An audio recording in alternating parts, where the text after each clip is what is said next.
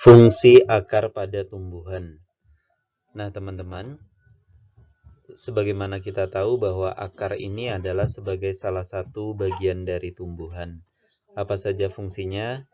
Dan coba kita lihat soalnya. Nah, salah satu contoh modifikasi atau perubahan akar sebagai tempat penyimpanan cadangan makanan terdapat pada tumbuhan apa?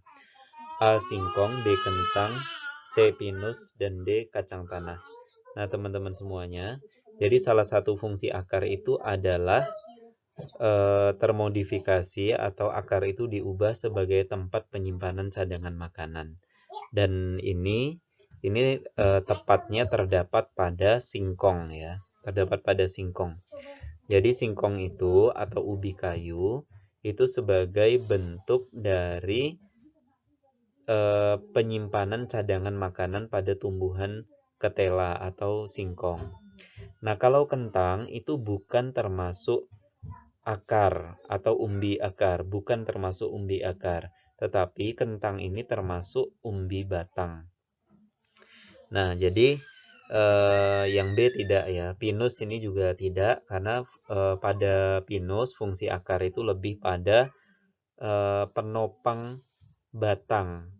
Kemudian kacang tanah itu bukan termasuk modifikasi akar, karena sebetulnya kacang tanah itu adalah biji ya. Nah, jadi jawabannya adalah yang A. Untuk mengetahui apa fungsi dari akar, teman-teman boleh lihat di slide berikutnya. Nah, ini ya fungsi akar pada tumbuhan.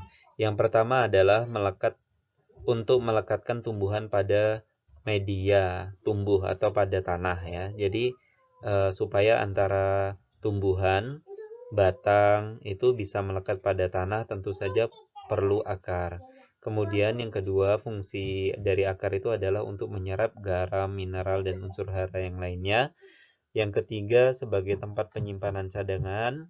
Kemudian pada tumbuhan tertentu juga berfungsi untuk pernafasan. Nah, ini biasanya pada tumbuhan yang ada di perairan ya. Contohnya tumbuhan bakau itu justru akarnya untuk pernafasan. Dan berikutnya, fungsi akar juga mengangkut air dan zat makanan yang sudah diserap ke tempat-tempat pada tubuh tumbuhan.